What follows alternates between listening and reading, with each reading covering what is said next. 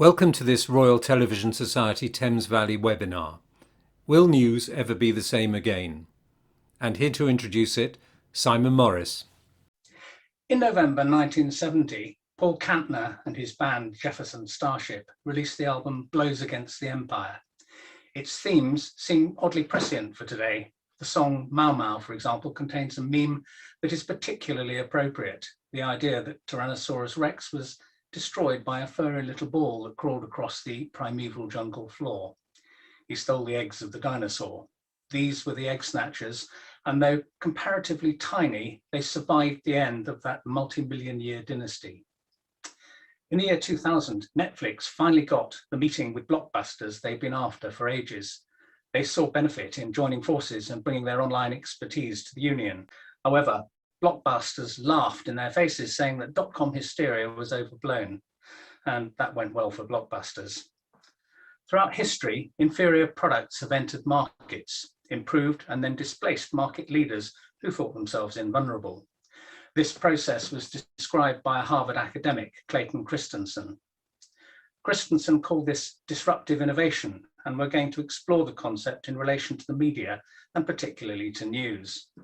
So welcome to this RTS Thames Valley Technology Centre webinar about disruptive innovation in the media industries. So let's hear from two people who experienced some of the best dinosaur years of the media. Today, we're joined by Guy Pelham and Glen Mulcahy, both experienced leaders in broadcast television.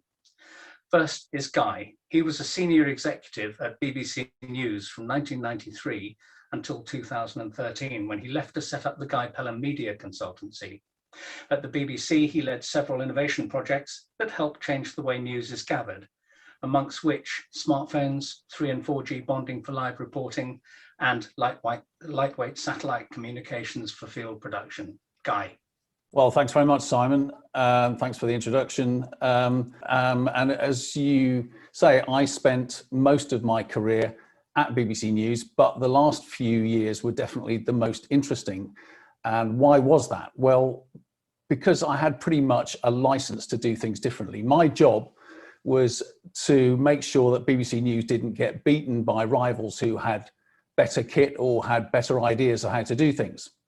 And so one or two of them you've mentioned, but this one was smartphones for news gathering, led to some interesting times here. I mean, smartphones are everywhere now, but this was the first live via a mobile phone in September 2004 from the beach at Dover about cross-channel ferries. Not a world-shaking story, but it was the start of things to come technically. Bonding kit you've mentioned. This was, for those of you who aren't familiar with this technology, essentially it's a box of tricks that goes on the back of a camera and which contains enough mobile phone SIMs to create a broadband path fast enough for live video, and it also hoovers up Wi-Fi and all kinds of connectivity these days. But this was the first one. This was the 2010 election, and it was the Lib battle bus, and we went live from it as we went around the country. So that was the kind of thing I got up to. I guess the last thing I did was move news gathering, the BBC's news making arm, if you like, into a shiny new building, which you'll recognise there. I don't mention it because it was a Pickford's lift and shift move. It was actually quite transformational in the sense that in one building you had not only TV, radio, and online working together, but you also had international, national, and local regional news in one place. So it meant lots of people doing things really differently. For a block of concrete, it was disruptively innovative, I would say.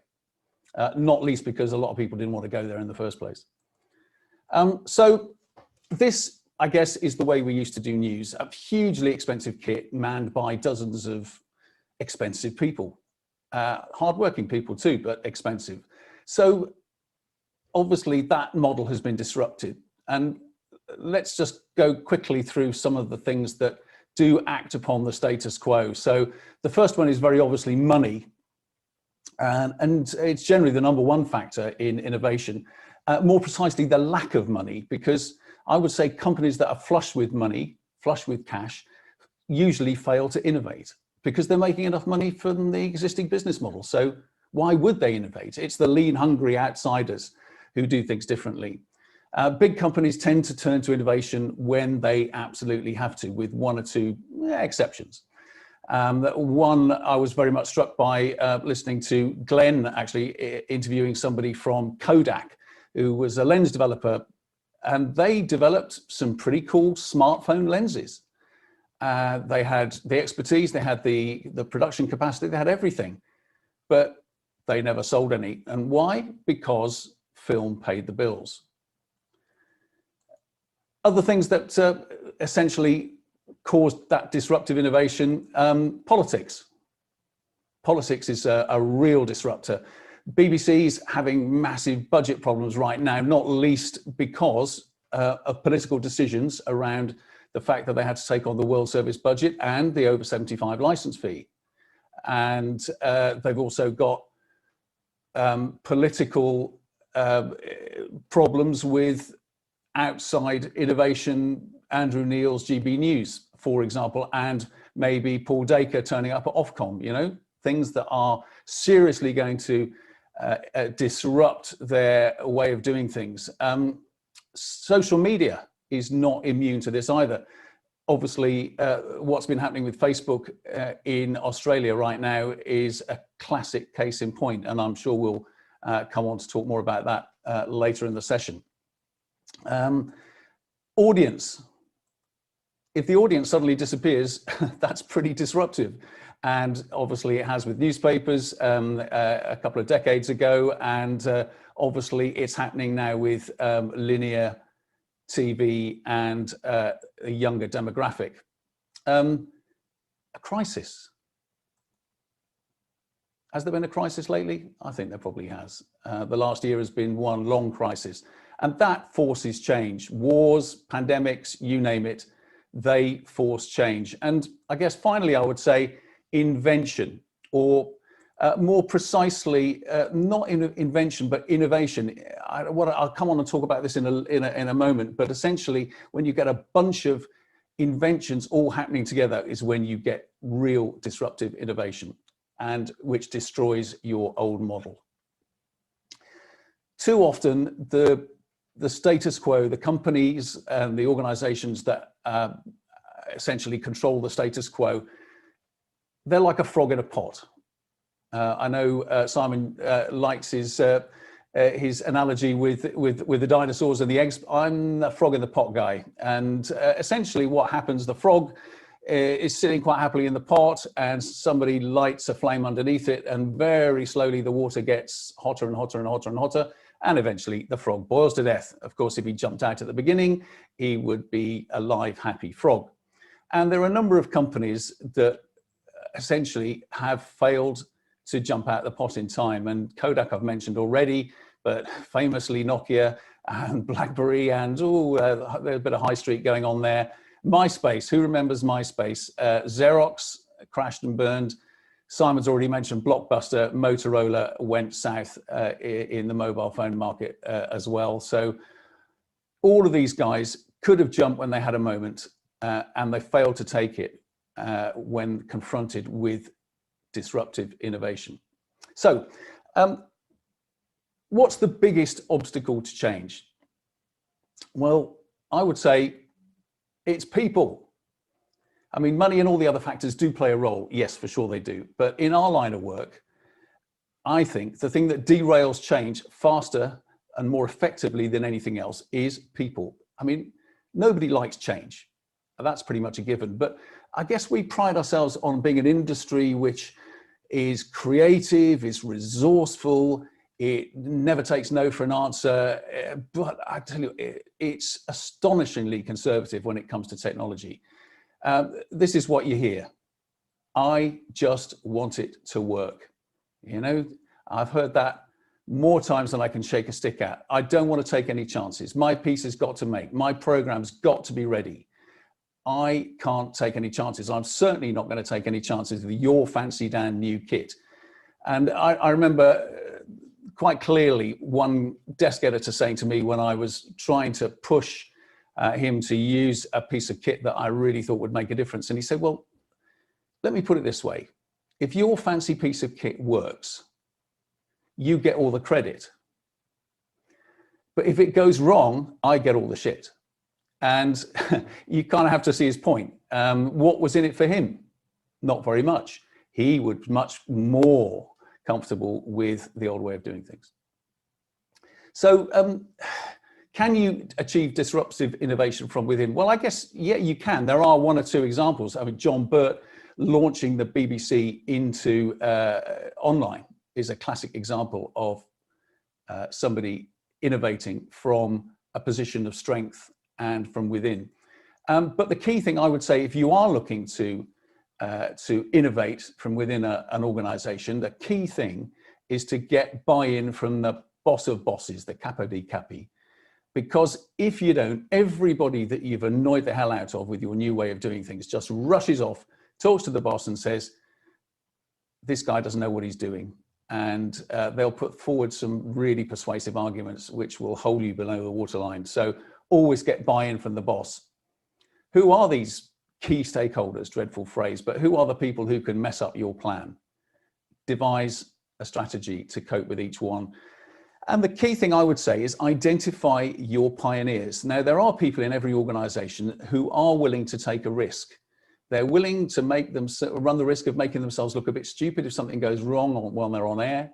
They're willing to take a risk that their program might not come off in quite the way they'd intended. The key thing is there are not very many of them. There's only about 10%, and that's my guesstimate from my personal experience, about 10% of the workforce. People who are really reliable, the go-to people when you want to make something work.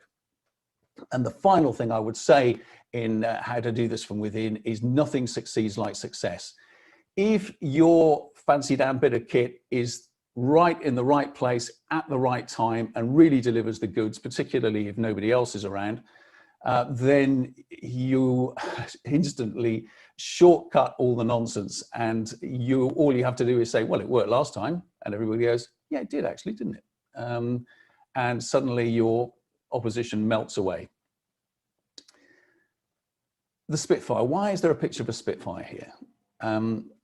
Well, it's to make a point really about innovation and invention. The Spitfire, everybody knows about the Battle of Britain, great national myth, the few, fight them on the beaches, all that. But the Spitfire was actually a center of a perfect storm of technology. It was groundbreaking from that perspective. So it was metal. It was a monoplane. That meant you could put loads of guns in it to shoot down the opposition in a way that you could never have done with a biplane. You could put a socking great engine in it so you could fly faster.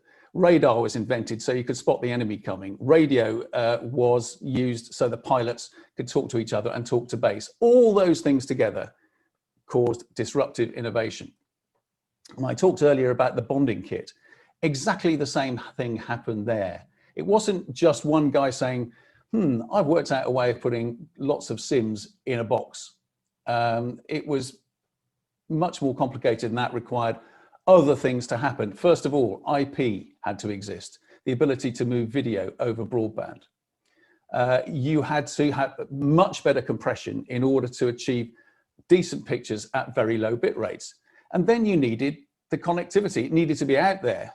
You needed 3G, you needed 4G, you needed Wi-Fi, and eventually, of course, you'll get 5G, which, again, another game changer. But I guess that's the thing. It's not just one invention, it's a wodge of inventions all happening at the same time, creating genuine innovation. Finally, I'd just like to talk about innovation being the death of the specialist. Innovation usually means somewhere a specialist dies. Back in the day, it was the tape editor. Remember them? Only they could work their magic. And now anybody can do it. Technology has become democratized and it's available to everybody. I'm not sure how many TikTok users we've got in tonight, but here's a screen grab from a TikTok screen, and essentially on that one interface, you can shoot video, you can speed it up, you can slow it down, you can add color, you can add text, you can add filters, emoticons, flip it, do whatever you want with it just by tapping and upload it to anywhere in the world. And I guess whether it's any good or not, of course, is another matter. And also I'd say in a world where innovation is everywhere, how do you make your version special? And I'm sure we'll come on to talk about that. Finally, I'd say no presentation about innovation is complete without a pithy quote. And here's mine. This is John Maynard Keynes, economist. The difficulty lies not so much in developing new ideas as in escaping from the old ones. Next, we have Glen Mulcahy, who started broadcast news in 1997 at what became TG4 in Ireland. He then took on the role of head of innovation at RTE. He left RTE in 2018 to establish his independent events and training business, Titanium Media. He's travelled all over the globe teaching mobile journalism and is a regular speaker at conferences. Glen. And great to hear Guy again. It's been a few years since we've actually kind of really crossed paths in person, and COVID hasn't helped that much, but brilliant fascination with that presentation, Guy. And in many ways, the points that you've made lead very nicely actually into some of the messages that I guess I have as well. So I'll dive straight in with sharing my screen as well. So I'll give you a very, very short bit of background on me as well. So as Simon has rightly said, about 20 years in the broadcast business, most of it spent in news. I've gone through a few different phases of disruption and innovation over that time. In fact, in many ways, I was very fortunate to start my career with TG Cahir. It's an Irish language TV station in Ireland, so I doubt many of you have necessarily heard of it. But what was very special about it is when it was founded in 1996, it was at one of those points of convergence that Guy has spoken about. It was at that point where server technology had gotten to the point that you could use it for playout. You could also tap into that server technology for desktop editing. And actually the journalists who were all fresh out of college, actually back in 1996, they were exposed to this brand new technology, which allowed them to do desktop class editing for the reports. They were still being shot on beta SP tape, by the way, but they were being captured and ingested by the journalists, self-edited, and then pushed to broadcast over IP. So that was 1996. It was pretty early, and it was an amazing environment to come in and learn as a broadcast engineer as I was then. I'm not going to lie either, though. It was such new technology that my job as an engineer was really firefighting, trying to keep the station on air. If I had to reset computers once a day, it was probably 40 to 50 times a day. And there was a rolling joke about how long did we spend on black on air today. It was the Wild West in every sense. TG Cahir is on the absolute extremity of west of Ireland. And I think RT was very happy to have that bit of landmass between the two so they could do all the testing in the West Coast. But that's where I cut my teeth.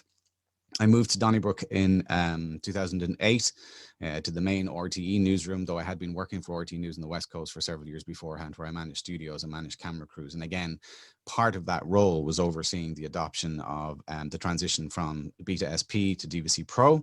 And you might remember those LT85 laptop editors. I'll show a slide in a second to recap that. And then the transition to editing with Avid Media Composer on laptops. So been through a few phases of innovation. But the one that has really, really caught my attention, and the one I want to spend the few minutes I have with you talking about today, is the one that has not yet fully come of age. Well, I think it probably has. It just hasn't been adopted in earnest. And I think we're either potentially missing a huge trick or maybe forced to look at it very, very seriously going forward. So let's dive in. I've put some contact information up there if someone wants to reach out and argue some of the points I made. You're more than welcome to do so, but let's get into the presentation. So phases of change within the content creation market, if you like. My very first gig was actually on a film set, a movie set. Roger Corman had decided to set up a studio in the west of Ireland, and I got a break by becoming a PA to locations, but it was the first time I saw a full 35 millimeter cinema filmmaking process. And that was an amazing experience. And in many ways, that's what kind of baited me to say, I'm going to work in media no matter what happens. So as I said, I was there for the transition in the newsroom from Beta SP to DVC Pro, and in between we obviously had DV kind of coming on stream at the same time. I've also witnessed obviously the transition from disc-based like XD Cam into DSLRs, which are around just over 11 years now, and running parallel to that DSLR evolution, there's also been the mobile revolution. But in many ways it's still, I believe, understated as a professional capture tool, and that's a bit of what I want to try and unpack for you here now. So that's the acquisition side, if you like, the filming side, but the editing side has obviously transitioned over that same time as well. So we've gone from tape splicing on Steenbecks all the way onto DVC Pro tape-to-tape editors that were portable, as long as you did a bit weightlifting. And then we moved on to Media Composer on laptops. And again, we now have desktop class editing, I would argue, on mobile devices. So what's actually happened is, whereas up until now, everything else has been a discrete kind of, this is how you shoot, this is how you edit, suddenly all these things are converging in one device. And that's what I think that is incredibly exciting about it. So let's just do a compare and contrast between the traditional model and what I think is potentially, well, it's here now. It's not next, it's actually what's evolving as we speak. The typical ENG newsroom setup, most big broadcasters, RTE being case in point here, will spend equally anywhere between 40 and 60,000 euros on their ENG camera kits. And depending on the size of your organization, you might be buying 20 of these, or you might be buying 200 of these. So it is a very, very substantial investment. Within all that kit, obviously, we have top of the range XD cam camera. We have professional, dual channel redundant audio. We have top of the range Apple Mac with Avid Media Composer on it, lighting kits, not even including the Jeep that the crews usually get. And I'm not going to talk about salaries at all. We're just going to talk about the kit. So it's quite a big investment, and we do it because we aspire to the best possible quality. We want to uphold European Broadcasting Union standards, obviously, for transmission, and it all fits into a single ecosystem. That ecosystem is the shared experience that people consume predominantly on television at home, though of course a lot of the content is repackaged, we'll say, for both the web and for social. There is a big question about whether the storytelling translates directly across. I would argue it doesn't. I think social is a storytelling format in its own right, and I think mobile is very well suited to produce content for that. Now, one thing I did want to talk to you about was the idea of the decline in audience, something that Guy has already touched on. There was a metric in RT 2-3 years ago when I left, which was that year on year, we were seeing between a 4 and 5% annual decline in viewership for the linear evening bulletin. Still the most watched show on Irish television in a news sense, but nonetheless, that was a fairly alarming decline in viewership.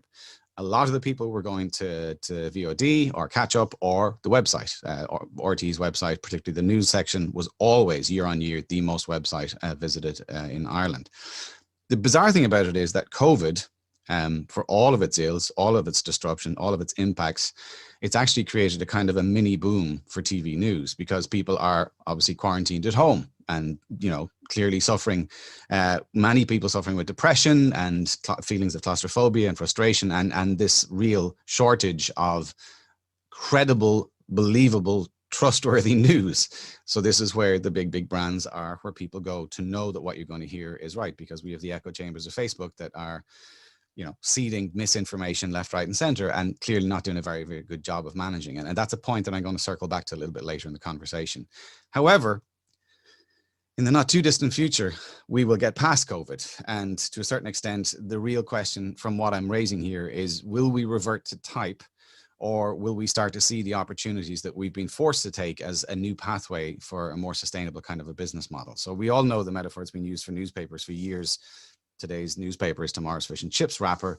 To a certain extent, news content is relatively ephemeral. It's got a very, very short shelf life. And the news that we broadcast today is very, very unlikely to be rebroadcast. The story may evolve, of course, but the same content is never going to be shared twice, really. Mobile offers a very, very different prospect.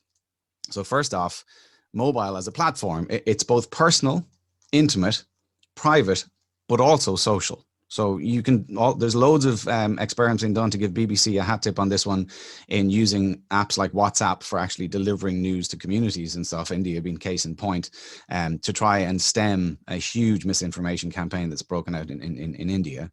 But on top of that, obviously, we have all the social platforms, for good or bad. And again, I think that's a topic we'll probably unpack somewhat a little bit later. But the key thing for me is that there are probably 2 billion of those smartphones out there now. And that gives us a really unique opportunity to reach niche audiences and to dip deeper into hyperlocal news and communities and interest groups who, if you're a public service broadcaster, you're duty bound to serve. But the business model that we work on really, really struggles to do that. The pipeline and the way we make news is not really designed to go down to a hyperlocal level. It's designed to fill the slots that we have on news every single day to the highest possible technical standard that we can.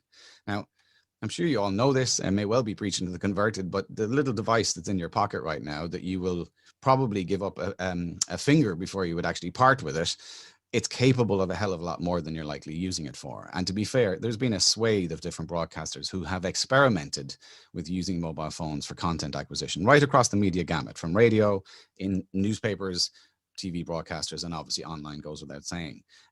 But I've like Guy, I've trained lots of different companies and lots of different entities in how to leverage smartphones. And they're often quite taken aback when they see the workflows and the different apps that you can potentially use at the quality that you can generate. There's a rather unfair association with smartphones that the quality is really, really awful because loads of user generated content is awful, but that's not the phone's fault. That's the person holding the phone's fault. So think of it, if you will, as a smartphone being like the ultimate pocket tool, and you always have it with you. So the real thing that I've been trying to advocate, and I think Guy is on the same page as me to some extent, is trying to make sure that people know what the hell to do with this amazing bloody tool that they have in their pocket, because just using it for the one blade when you have all that other stuff on it is really, really defeating the purpose. Okay. So your phone alone is a competent device. But over the last 10 years, since, you know, the launch, if you like, of the iPhone in particular, subsequently Android, there's been an explosion in the mobile ecosystem. There are loads of accessories on the market now. I mean, I could literally do about 70 pages of specific accessories that you can get for smartphones right now. We could be here until the weekend. The point about it is that there's just a couple of fundamental bases that you need to check to make sure that the actual, you know, that the production quality goes as high as it possibly can. This is if you're using mobile for broadcast. So a competent tripod, some way to put that phone on the tripod that makes sure the phone is protected and safe, because it is quite an investment in its own right. Good audio, don't compromise in the audio. So there's lots of solutions out there from big brands like Shure and Sennheiser and Rode, Deity. There's loads of them. Lights, small little portable LED lights now, which are even waterproof, can run for several hours on a single charge, will only set you back about £75. And then, you know, there are extra accessories that you could include into it as well that go a little bit beyond just the phone. Now, just to give you ballpark numbers, that kit, including the phone, I've put it in euros, sorry, but, you know, so that's about £2,750 sterling for what you see on screen, including the phone. If you were to decide to throw the kitchen sink at it from production values, for an extra £1,500, you could be airborne with a nice DJI drone, potentially, GoPro, slider, gimbal, nice leather bag to carry it all around in. We're still not breaking the bank, certainly not compared to the €60,000 for an ENG kit. We're spending about €4,500, around £4,000 to kit up someone to be able to do very diverse news gathering with consumer kit. Now, all of the kit that I'm showing you right now is kit that's capable of shooting at 4K resolution. We'll talk about that a little bit later as well. So the technical arguments to a certain extent fall back. I know we can talk about bit rates and color space, and there may well be engineers on the call here who want to come back at me about that, and you're welcome to do so, but I'll give you my first world experience of it as well. So let's look at the business model. There is our ENG kits, and those are, you know, dedicated, incredibly creative, talented people whose beating heart basically revolves around news. But there's not enough of them. In any typical newsroom, the ratio between camera crews and editors to journalists is probably in the region of sort of 7 to 1. So you get one camera person roughly every 7 journalists. And that creates a bottleneck, naturally. So back in 2001, I was involved with the introduction of video journalism into RTE. We were shooting on initially DV cameras, subsequently EX3s and so on. Then back in around 2011, 2012, I started bringing in mobile journalism into the newsroom. And if you just look at the business case, imagine next time you go to your capital acquisition panel, you're about to spend X amount of million on ENG kits. If you were to hold back just the cost of one ENG kit, I'm not saying fire the cameraman. I'm not saying get rid of the cameraman. I'm not that guy.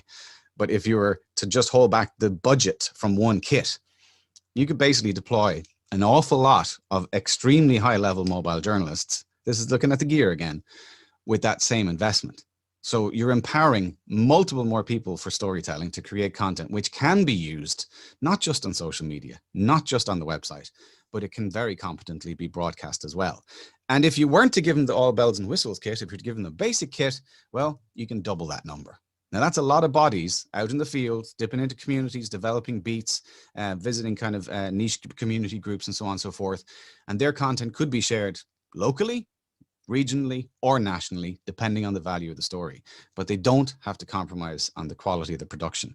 In fact, I would argue, based on the experiments that we did in RTE, that the average member of the audience has not got a single clue that the footage that they're watching on screen is shot by a phone if you follow a set of predefined rules. So I'll put all this in a nutshell. I'm nearly at the end of this. Ultimately, from my perspective, I believe they're at a pivot, and I believe COVID has to a certain extent forced the hands of a lot of the broadcasters who've been forced to get their staff to work from home because of quarantine restrictions. They've been forced to empower their journalists to work remotely, and more, thankfully to me, I think my business has thrived this year because I'm training an lot of journalists how to basically leverage their mobile devices. We're moving towards a virtualized newsroom, and there's already experiments going on out there in this regard, but we are very, very quickly coming to the point that we have a sustainable model that could scale very, very quickly. Now, what might it look like? 2 slides from the end.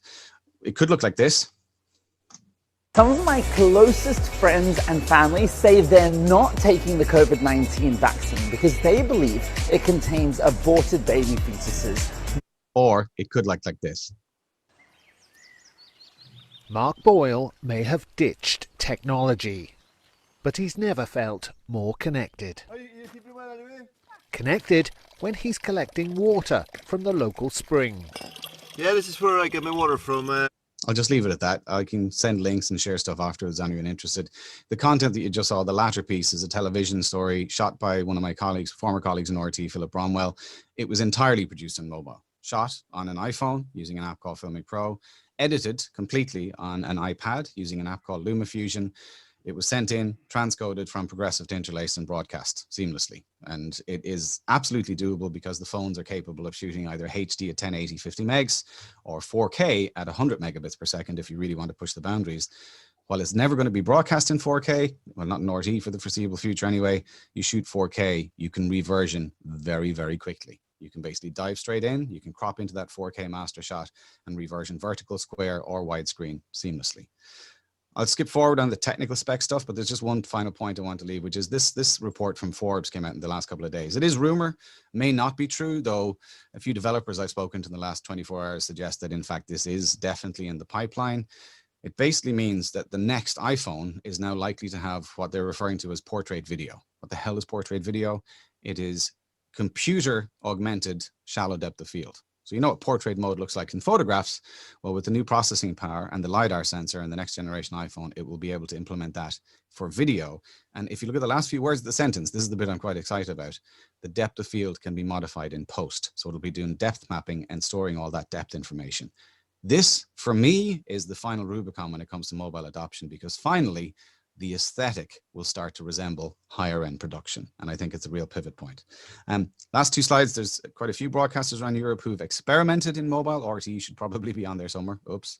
But the ones I do want to give a shout out to wrap up is YLE in Finland. So during COVID, YLE has deployed a swathe of mobile journalists across their entire network, and they are generating, they were awarded a EBU Technology and Innovation Award for this, over 250 pieces of content per month are being generated by mobile journalists right across Finland, all via mobile. This, for me, this is one of the best case studies I've seen so far. So that's it. I'm going to wrap it up. But I guess the punchline for the Rye sign-off guy is we can't solve a problem with the same thinking. Very much, I think, what Guy said as well. So we're not now going to be looking so much at invention as innovation. By that, I mean, it's not about the new things as so much as new ways of using things that we already have. Not talking about OTT, because that works in pretty much the same way as everyone else, i.e. you buy or make content and then sell it or give it free to audiences. The content aggregates audience eyeballs that then get rented to advertisers.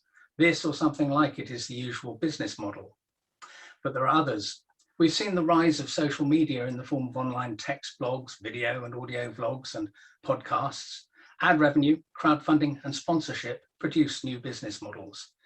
And this is one of the furry balls. YouTube is the biggest of these and hosts millions of creators who thrive by making content that serves niche audiences. So now we're going to have a sort of open discussion. So we've C19 forced a lot of choices for a lot of changes. Is this a sign of the disruption to come, or is there some hope of returning to normal? Guy? I think, some things I think will return to normal. I mean, I was struck by, I think The boss of Goldman Sachs, there was a story about him this morning saying he thought people working for home was an aberration. Yeah, right. These were the guys who got it right in 2008. Sounds like this is a guy heading for a fall again, but he's got a bigger paycheck than me, so maybe he's right. But I think some things will return to normal. I mean, Glen was talking there about the spike in TV viewing during the pandemic, and I think, I think that is a spike which will go away, and the remorseless decline will continue. I think some of the technical innovations that have happened over the last year in order to work remotely, I think they will stay. I mean, some of the ways that broadcasters have come up with, where essentially I was much struck with a colleague of mine told me today that they had they sent a crew to do a shoot in Africa, a conventional crew, not with a smartphone, conventional crew with a reporter, a producer, and a camera operator. They did the shoot, and then they all jumped on a plane and went back home. And back home for them, the reporter was based in Europe, the camera operator was based in Asia, and the producer was based in Africa. But they were all able to collaborate on making a number of pieces, even though they were in different continents, different time zones. And I think that kind of thing just won't go away. In some ways, the scales have fallen from people's eyes. And I think because of the pressure of the pandemic has forced innovation in the same way as, a war forces innovation. People just have to do it. The usual arguments and the endless bloody meetings about, what you should do suddenly go away because you've just got to get it done. And I think a lot of that will stay with us. There's quite a lot of talk about how the media is fragmenting these days as slices of the pie get smaller and smaller. There's less money about to do what is really a very expensive thing. Broadcast is massively expensive. You've got to comply with regulations. You're limited to regional areas, etc. And we now have other models. We have a rise of YouTube channels that are no longer just cats doing funny things or teenagers exploring existential angst in their bedrooms. We have proper channels doing interesting news. I mean, the BBC's there, all of the broadcasters are there, but also there are others joining that, and they're beginning to create a foothold in this medium. So how is that going? What do you think of that, Glen? I think what's really, really interesting, actually, if you think about what YouTube and Google, if you like, in particular, are doing in relation to news. So I think there's a larger underlying trend that you need to be mindful of. So if you look what's happening in Australia, where the government is trying to introduce a law, obviously, to make the big social media brands pay for the use of the content that the local media companies are creating. What Google has done, and they've been doing it not just recently, this has been running for 5 or 6 years, is their News Lab initiative funds multi-million euros worth of investment basically in news research every year. And a lot of those kind of initiatives and those funding projects lead to kind of these projects that, like TLDR and the others that you mentioned, may not have been directly availing of that, but they certainly would be on a scale of some of the other projects that Google has funded. So they're putting research and development in to almost try and create a platform and encourage people to come to their platform, but bring one key USP with them, which is credibility. And this for me is the crux of the whole story. So as a lot of people would look at YouTube, for instance, traditionally, as you say, cats, funny videos. When you start to look at the professional side of it and you start to say, well, you could start up an actual fully credible and sustainable news service just based on YouTube, as long as you have Google support. I'll come back to that in a second. And it would take out all the infrastructure costs related to broadcast potentially from your production. This is where mobile definitely has a huge opportunity, because that's there for the taking right now and has been like that for some time. But the thing that really troubles me in some way, as someone who spent 20 years in a traditional broadcast television news environment, is that, to go back to Guy's point earlier about innovation and people's attitude towards change, the classic line, if it ain't broke, don't fix it. That has always been the way that the newsroom worked. They didn't want to adopt change because it was seen as risky, disruptive. It could challenge people's credibility on air, it could damage the brand. All those reasons basically were part of the reasons for being quite protective and I suppose conservative about adopting change. but COVID has forced their hand. So I know part of the team that I used to work with had to pivot from literally having all the team in the newsroom, having the production team in the gallery to basically create the news, to switching on remote control of the vision mixing system and everything else, and the vision mixer directing from home. It is unthinkable. If I was to have pitched that 4 years ago before I left as a concept, I would have probably been fired or laughed out of the building by the unions.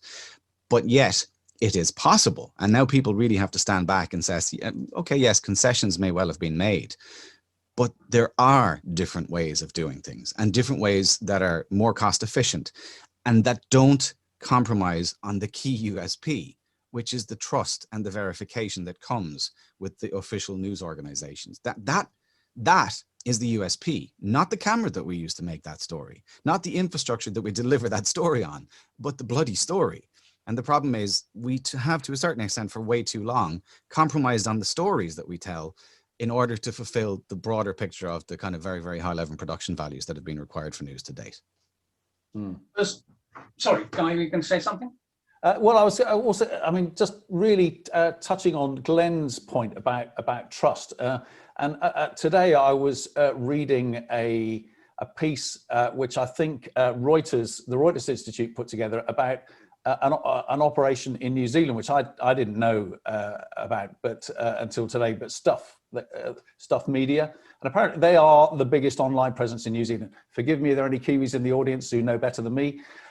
But essentially, what the piece was about was the fact that essentially this organisation had ditched Facebook as a means of pushing their stuff out, and obviously lots of organisations are seriously a bit scared about doing that kind of thing because they're worried that their audience figures are going to tank. And one of the reasons that that this organisation ditched Facebook is that they really didn't like the way Facebook dealt with the Christchurch massacre. Remember that, when you know the killer was able to live stream his kill, and they were deeply unimpressed with the way that Facebook dealt with that. Went to the heart of the trust issue that Glen was referring to. And so as a result, this company has now decided to move away from Facebook, essentially to drop Facebook, which in many ways is a brave decision. But what they're saying is, okay, it's a bit of a strange year because of COVID, but you know, they haven't really suffered badly from it. In fact, they could, taking COVID out of the mix, the impact was neutral, which is a win. So it goes to the heart of the trust thing and the technology thing, I think. So one of the things I've been noticing is that there is a growth of an alternative to official news. And it's occurring mainly on YouTube, where people are quite deliberately creating channels. The Young Turks in America have moved on to YouTube. They started in the early 2000s, but so I think it was probably 2018, 17, something like that. A young lad called Jack Kelly, who's in his early 20s, started Too Long Didn't Read, a news channel for Generation Z. He seems to have an authentic voice, and authenticity of voice seems to be what's valued on YouTube, more than, should we say, professional presentation, etc. And he, on TLDR, he creates explainer videos, and they seem to go down very well. He has about 5 million viewers. He's paying for it partly through AdSense revenue, which YouTube is relatively generous in the revenue split, but they're also using crowdfunding sites like Patreon. And there does seem to be a substantial wave of these sites of sustainable channels that are growing and thriving. So given that we hear that journalism is somewhat less trusted around the same sort of level as politicians and estate agents, do you think this authenticity of voice is going to create a new surge of the way in which we process the news? Can I take that, Guy? By all means, Glenn. So I think it's slightly a double-edged sword, Simon. I think I would actually applaud his initiative in actually doing that. I've looked at the service and the quality of the production is actually exceptionally good. It's all motion graphic design, but extremely well editorially considered and balanced. And that, to a certain extent, is a real positive. But the problem is there's no editorial regulation or oversight to say if tomorrow he gets a big sponsorship deal that he doesn't declare, his editorial line could go way left of center and no one's going to call him out on it, except perhaps his Patreon followers. If you want to amplify that and flip it on its head, just look at what happened in America over the last 4 years when you have, when you have news organizations don't have to worry about impartiality or bias. So I think to a certain extent, I think the audience will perhaps respond to the editorial brief, but the risk of that is that it creates echo chambers where you only start to hear the news that you kind of want to hear rather than hearing the broad scope of it and hearing both sides of the argument. You see, I still believe that the big broadcasters could have a presence in that same space and could be creating bespoke content for the audience that he's reaching with TLDR. The question I would pose to you, and I'd love to debate this, is do you think the people that are watching TLDR are the same demographic as those sitting down to watch the BBC News on television in the evenings? Yeah, Probably not, but there are 5 million of them. Yeah. And that's on one of his channels. He has a network. And the Young Turks are... sorry, no, it's not 5 million. It's getting on for 1 million. The Young Turks have got 5 million across on one of their channels. Mm-hmm. But these things have a way of growing. There's the entertainment channels like Mr. Beast, who has whatever it is, 50 million. He's the guy that gives money away. Mm-hmm. He stands as a Uber driver and then gives the car to the passenger. Stuff like that, which is all very entertaining, but not particularly informative. So, Simon, if I could sort of jump in there, I think actually the problem that the public service broadcasters have is exactly the point you're raising there. Essentially, the audience is splintering on the one hand, but on the other hand, the point that Glenn made, who sits down to watch the 6 o'clock news? I mean, they all pay their license fee. So the problem that any PSB has at the moment is having to ride 2 horses at the same time with the same bucket of cash. Okay, they've got, in comparison to an organization like TLDR, shed loads of cash in comparison, but they're having to ride multiple horses at the same time because, it's not as if you can suddenly put all your money on black, the online market and expect it to come up, because you're going to annoy the hell out of a vast tranche of your viewers and listeners who are expecting what they've always had. So on the one hand, you have to deal with the splintering. On the other hand, you've got to sort of keep on those 2 horses. You mentioned echo chambers earlier, Glenn. Mm-hmm. And don't we have that already? I mean, there are people who read The Guardian and nothing else, and people who read The Telegraph and nothing else, and they have different perspectives on the same truth, which add up to a different meaning. The truth means something else. So don't we already have this echo chamber problem? We do, but when you look at The Guardian or The Telegraph, whichever you're a reader of, or maybe you read both, which would be good to hear, but equally you have editorial boards and oversight in both. Okay, so there are some level of checks and balances and controls that call whatever it is that's published into accountability. The problem when you look at platforms like Facebook or YouTube is that that layer simply doesn't exist. And not only does it not exist, but the platforms themselves are innately distancing themselves for any responsibility regarding that. In fact, is that not part of the crux of what happened in the US? I think somewhere in the mid-ground between the two, there is room for the big traditional trustworthy PSB broadcasters to use innovation as a motivation to start to explore other demographics and other business models that could be sustainable and reach an audience that they may perhaps are not reaching at the moment, but without throwing out the baby with the bathwater and necessarily curtailing anything in the traditional television output for now anyway. This is going to be a transitional period that runs probably 10 years, if not more. We're into it already, but it's certainly still in its infancy. But at the same time, the absence of credible voice in those platforms has basically amplified those echo chambers. It's allowed more polarization, more fake news to basically spread unchecked. And that, I think, is to a certain extent where there's an opportunity to basically put a very substantial footprint into that market with a bespoke news service that's not recycling what was on television just on a social platform, but telling stories that are specifically bespoke for both the audience demographic and for the platform. Right, I would like to ask anyone in the any of the attendees, any of the delegates to tonight, if you've got any questions, please put them into the chat or raise your hand, and we'll bring you in. Maybe to start it off, what sort of skills do you think are needed going forward into the future? I mean, we used to have, as you say, disappearance of the specialist. Does it mean that we have, I mean, people have to dilute their skills to become a generalist, or what? Do you want to take that, Glenn? I'll rock, paper, scissors you there, Guy, on that one.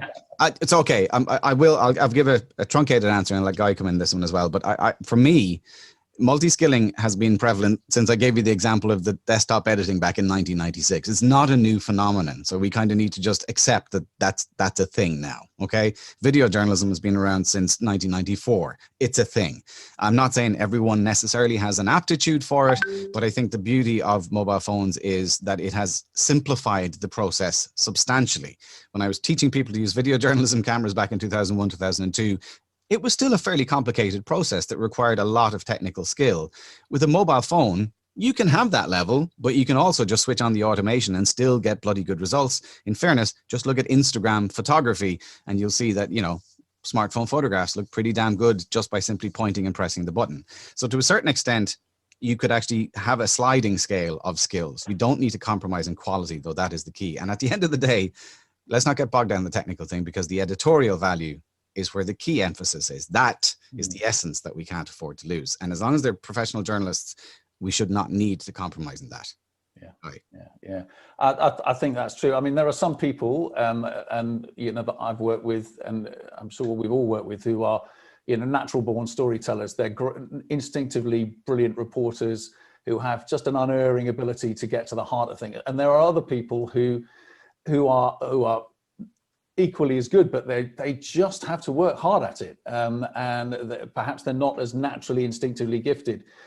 So to a certain extent, you know, there is the horses for courses argument. Some people are better at certain things than others. But all I would say to you is, you know, back when in my presentation, I just put up a still of a TikTok screen. You know, that's multi-skilling right there on your smartphone. Everything that you would ever want to do, you would ever want to create a 30-second clip for TikTok is there. And, you know, you don't have to have gone to college. You don't have to have, you know, done an expensive MA in broadcast journalism. It's all there. And the people that I think that the younger people who are coming into broadcasting media generally, this is the water they swim in. You know, I mean, we don't have to explain it to them. They just kind of get it. And it's kind of embarrassing sometimes just how fluent they are at this stuff. We haven't even grasped machine learning and how artificial intelligence is going to shake up that automation as well. Like, we're at the cusp of that. That's the Wild West right now. But in the next 3 to 4 years, like, the entire process of making content will potentially be automated using millions of hours of content being basically aggregated, analyzed, and come up into production models that you can, you know, give me an art noir type story. Click, there you go. It's rendered, graded, and spat back out by a machine somewhere. It's scary what's coming, to be honest. And then you'll have an algorithm as well, which will serve it up to the you know, to the people who've already expressed an interest in that kind of thing. And the echo chamber that you were referring to, Simon, then is accentuated still further, because that's what social media is there for, is to serve up stuff that you like and keep on serving it to you until you just you surf it and you go somewhere else or switch off or go to sleep or whatever. At the top of the webinar, we have a question here. At the top of the webinar, you showed a picture of the new BBC's integrated newsroom guide. To what extent do you think it's already out of date? Yeah, I mean, that's really interesting, isn't it? I mean, some of the things that that drove it, i.e. the sort of integration across radio, TV, online, the ability of journalists to operate seamlessly across all media. I think that kind of premise still holds good. I mean, I guess the point is, do you need a vast, expensive pile in the middle of London to do it from? And the answer there is, COVID has shown shown that the future, in the sense that no, you don't need to all be in the same place at the same time to achieve all that, and you don't need to worry about everybody having their own personal workspace. I mean, that was a trend that was already existing before the BBC moved into its shiny new building. There were not enough seats in the building for everybody who was going to work there, deliberately so, because it wasn't that kind of building. Is it completely redundant as an? No, I don't think it is. If you are, but I think the future is clear. A lot of the technology which is currently in big, plumbed-in app rooms is going to migrate to the cloud. People will be able to use it wherever they are. They'll be able to tap into it wherever they are, as long as they've got bandwidth to do that. I mean, and you're not going to get that in some parts of the world. But I think it's buildings like that are not going to disappear overnight. I think it's an evolutionary thing, not a revolutionary thing. But I think, during this pandemic, I think we've had a look at the future and how it might be. And, the number of technical workarounds that news organizations have come up with, I think will just drive that process further and further. But is NBH redundant? No, it isn't yet. I've got a question here from the audience. It's about getting started. We know that newsrooms are getting smaller. There are fewer journalists now being run out of newsrooms, etc. So, for somebody who wants to get involved, is it worth starting on a free platform like YouTube to build up your skills and perhaps a following? My personal take on it would be that the benefit of YouTube is that obviously you build up a library very, very quickly. So it's discoverable, it's searchable, second biggest search engine on the planet, and potentially the option to monetize. Those are the benefits. The downside is you're contending with bazillions of hours of other content as well. So you have to find your audience. Last year I had a chance to speak to a couple of very, very successful vloggers as part of a program I was involved in, like Superstaff and iJustine and others. And there was one message that kept coming back from all of them, which is when they got started, they needed to find their passion, something that it's a job, by the way, it's not just a hobby. So you got to find your passion so you can stay committed to it. 2, you've got to identify your tribe. So find out who are the audience that you're targeting, find out where they are, and then give them the stuff that you think they're going to watch wherever they are. So rather than trying to navel gaze on what you think might be best, there's a bit of market research to be done up front to identify who your demographic is. But the benefit of YouTube, like I say, is the fact that there is the monetization layer. And there's a lot of very, very powerful creator tools in there. The downside is, again, if you speak to some of the successful vloggers, every now and again, YouTube tweak one of those monetization policies or acceptable use policies or something, and overnight you could get a massive hit to your revenue stream that you've zero control over and really no way of, kind of claim that back. So I do think we're getting to the point, if you look at the iteration in technology that's happened just in the last few months alone, with the launch of Clubhouse, soon Twitter Spaces, and these other new audio discussion platforms, I think there will be innovation in serving out content as well, probably on a new social platform. I think I'm probably going to get into trouble for saying this, but I think Facebook has become so toxic that there is definitely a screaming argument for a platform that has much better oversight, probably built on blockchain with lots of stakeholders that can try and keep it editorially balanced. Anytime soon, please. Can't come soon enough.